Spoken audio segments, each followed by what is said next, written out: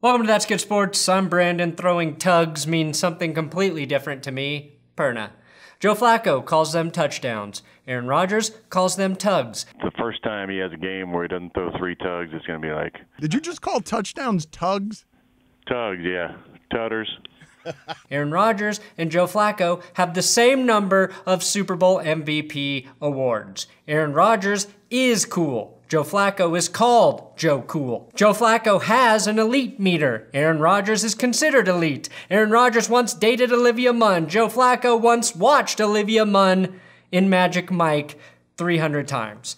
These guys are basically the same quarterback. Today, though, we will look at the Broncos versus Packers matchup, and I can officially confirm Antonio Brown has been released by the Patriots. Not only are we down to 0 fucking days without mentioning Antonio Brown, we are now in the negative, as this is the second damn time today I have to talk about AB's stanky ass. I'll address the AB situation and then go footballs deep on Broncos Packers. Let's get sports.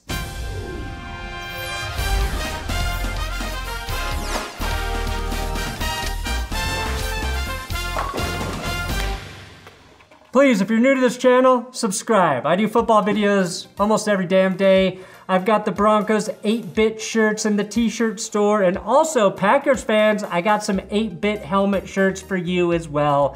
Check them out if you would like that. Also, Big Dick Patreon shout out for Scott Reed in Austin, Texas. Scott gave me $100 to shout out the Broncos fans in Austin.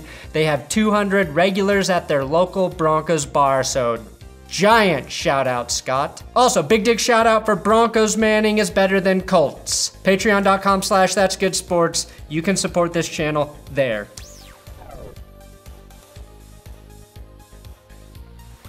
Okay, I don't want to spend too much time on this Antonio Brown thing because I already talked about it today.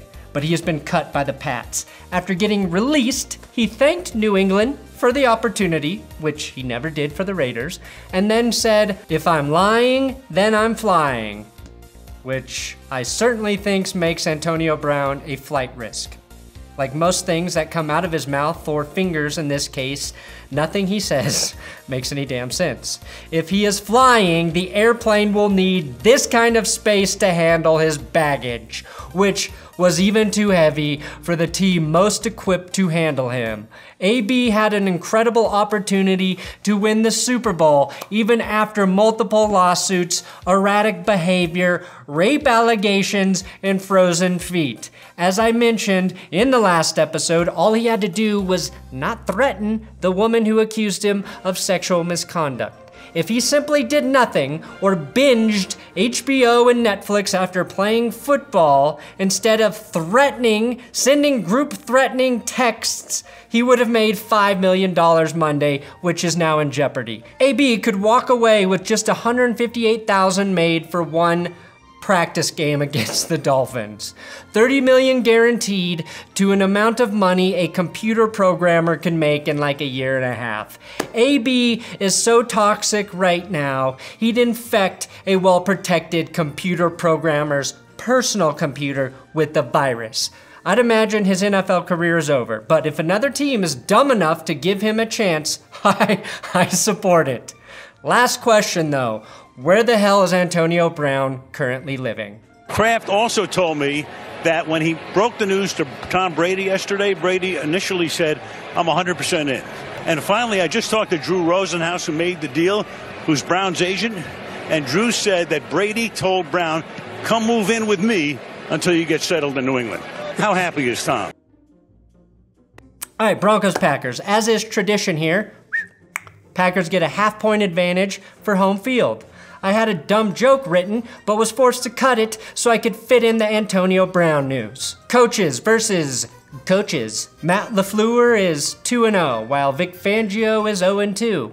And while he doesn't have his first win yet, Fangio showed us he has a spicy pair of meatballs and a thick cut of Italian sausage when he went for 2 at the end of the Bears game last week. My only gripe so far is that whenever they cut to Fangio on the sideline, he's got his hands in his armpits like that SNL character Mary Catherine Gallagher. If he starts sniffing his hands during the game, I will officially be concerned. But right now I believe in Fangio. And Fangio knows a thing or two about defending Aaron Rodgers after game planning against him for the last couple years in Chicago.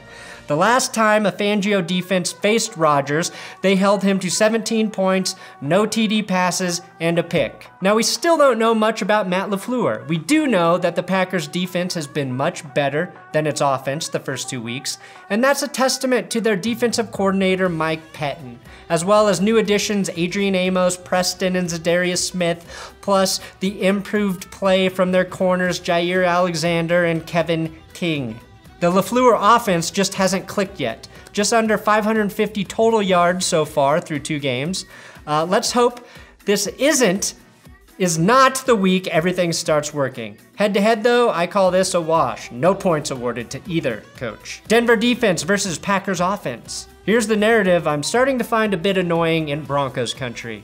The Broncos can't get to the QB because the QB is getting rid of the ball too fast. That's definitely true, okay? But why is that? It's because he can. Either he has his first read open, a clean pocket to make his throw, or like we pointed out with Trubisky, he'll just take the shitty dump off most of the time.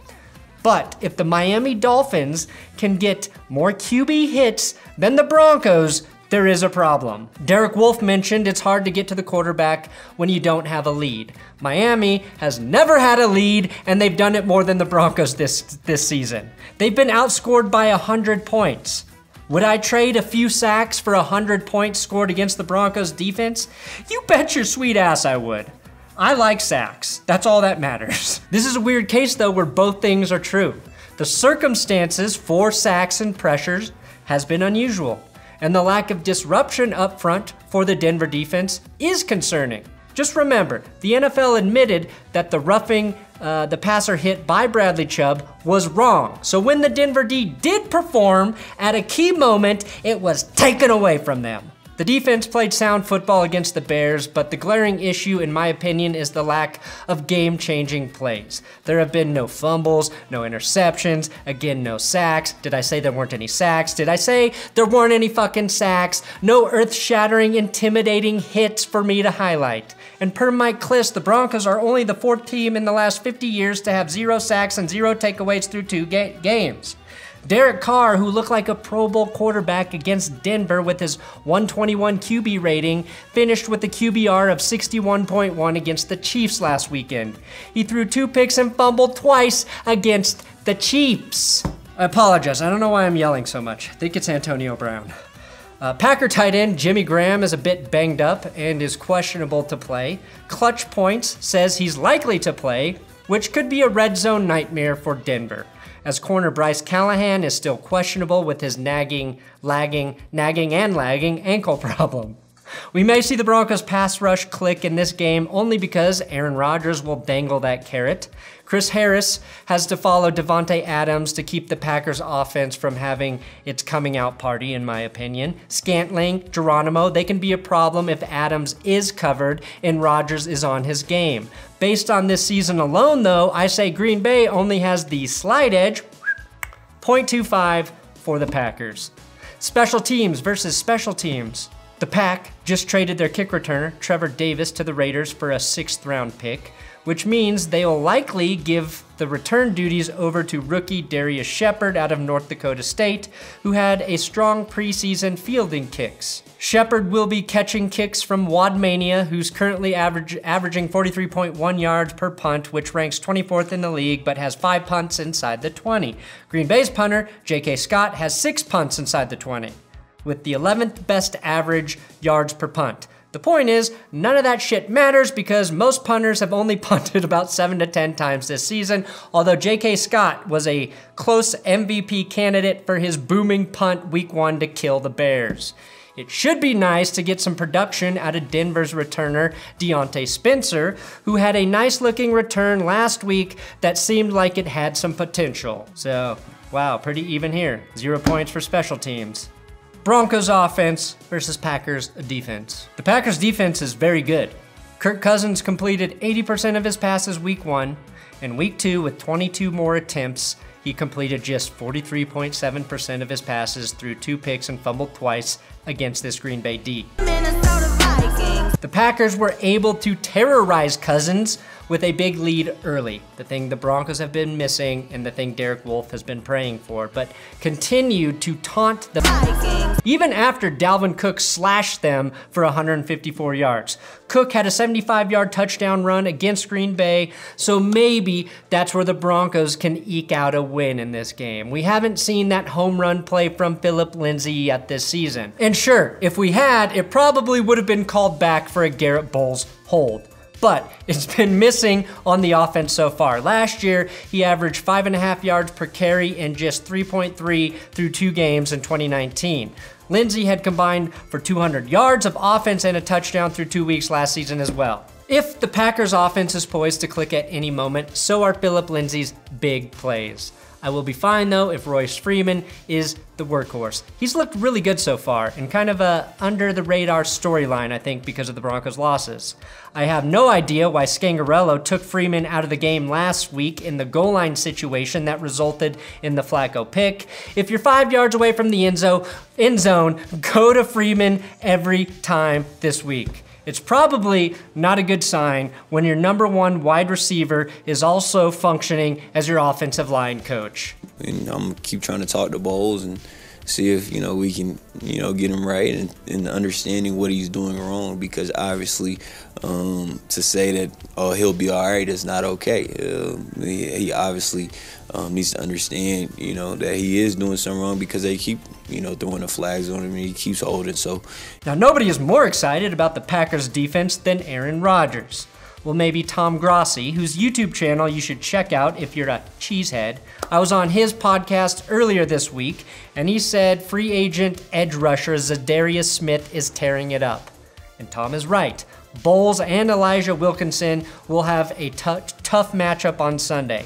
If Joe Flacco is on his ass this weekend, it will probably be due to the Smiths, Preston and Za'Darius. Appropriately, they may remind Joe Flacco of his favorite The Smiths song, Heaven Knows I Am Miserable Now. But heaven knows I'm miserable now.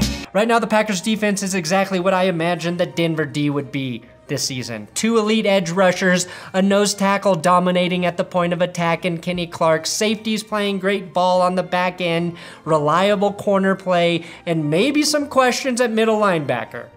Again, slight advantage Green Bay to a possible big advantage, but for right now, optimistic-ish. Flacco versus Rodgers. To get an accurate read on Joe Flacco, let us consult the Flacco meter. Good news, it's actually semi-elite this week. Flacco hasn't been great, but he certainly hasn't been the problem either. The only real mistake he made was the goal line interception, but to his credit, he drove back and got the team 8 points that should have been enough to win the game, and again, the refs admitted they fucked up. Chris Harris said that in 2015, the defense had the juice to play man and send the dogs against Aaron Rodgers. But they can't pull that off anymore because most of the new defenders are cat guys. Guilty, I'm one too. Aaron Rodgers has been holding onto the ball for a while this season, taking 7 sacks and fumbling once through the first 2 games. He's averaging fewer yards per attempt than Joe Flacco and has thrown for 150 fewer yards. But he's still Aaron Rodgers, which means something. And I am actually sure what that means, but I'm not gonna explain it. We all know Aaron Rodgers gets a half point here.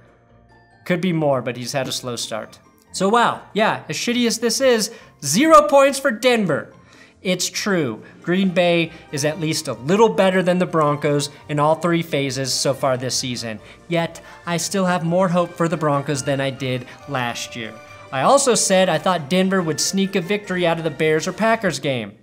And they did, to the Bears, but the refs screwed that up royally. Sorry, they fucked that up royally. And against all logic, against my patented point system, I say the Broncos win. I say it with confidence. They're gonna win. Thanks for watching another episode of That's Good Sports. Please subscribe here on YouTube. I'm on Twitter, Instagram, @BrandonPerna if you want to bullshit talk football there. And if you can, please follow @WillKey6. He helps me write these football episodes. Without him, I would not be able to do a video every single day. Oh boy, thank you, Will.